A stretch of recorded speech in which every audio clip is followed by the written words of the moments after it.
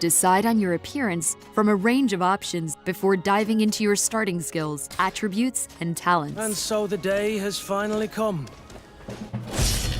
Hello there my RPG lovers and welcome to another video. GreedFall is just around the corner, September 10th is getting closer, and I hope you're ready to experience this new promising RPG.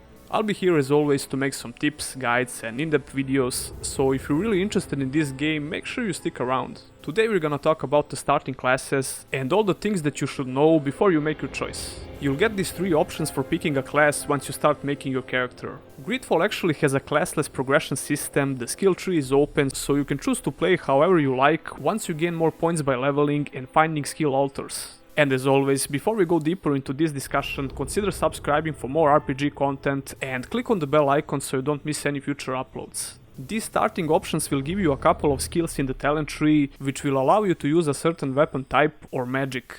The warrior starting class starts with one-handed heavy weapons, one-handed blades and firearms. In order to properly understand this, you should know what each of these skills mean. One-handed heavy weapon skill allows you to use maces, hammers and axes. These are considered as slower weapons in the game, which will inflict more armor damage to your opponents. Putting points in one-handed heavy weapons will give you increased damage, speed and higher chance to stun your opponents. If you also want to use two-handed heavy weapons, this is the path you want to focus on. Two-handed heavy weapons have some slow but really powerful attacks, and this path will increase the damage and even give you some nice AoE effect. One-handed blades is the other path in the melee tree. Blade weapons are faster, and this path in the tree will also increase your damage with this particular weapon type, but it will also improve your kick ability, which you can only use if you wield a blade.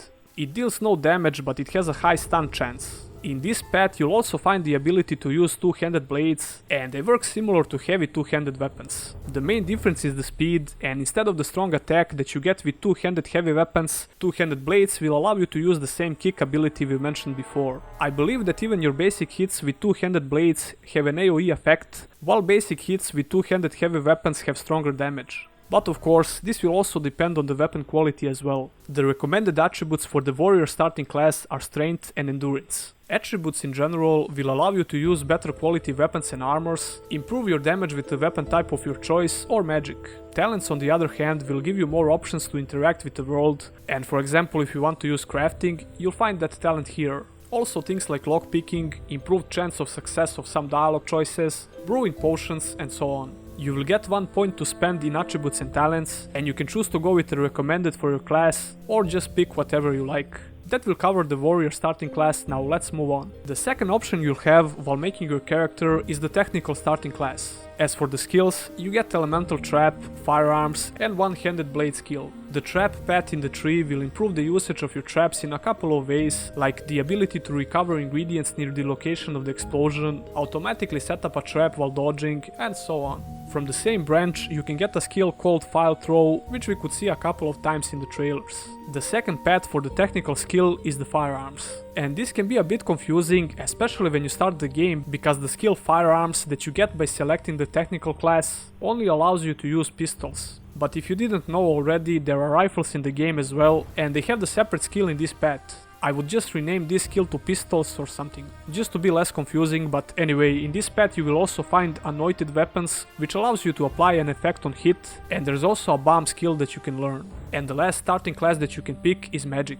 Same as the last two classes, you will get 3 starting skills, and those are Divine Magic Ring, Stasis and one-handed heavy weapons. I think this is a really good option to choose even if you don't plan to invest a lot of points into magic tree. Stasis is a great spell which will stun anyone for 8 seconds, allowing you to reduce the number of opponents that you fight at once. It's especially good for higher difficulties where more enemies spawn. The skill path for Stasis will make this spell more powerful in a couple of ways, like increased duration of the stun effect, less magic energy cost, etc. If you decide to continue on this path, you can unlock more spells like the shield, which will give you more physical armor, and more powerful spells like Storm, which is basically Stasis on steroids because it affects all enemies. We could see this spell in action in one of the trailers when the player used tactical pose in order to cast it.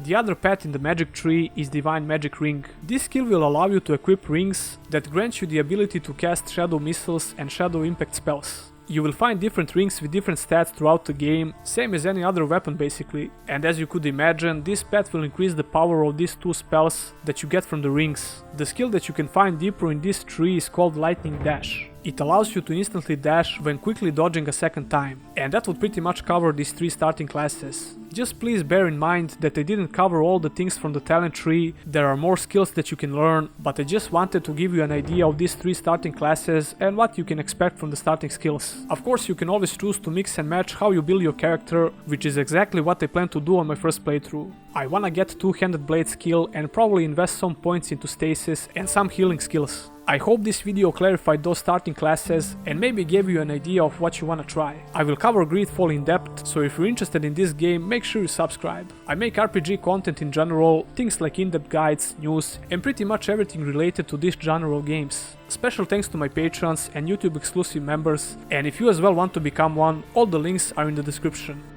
See ya in the next one.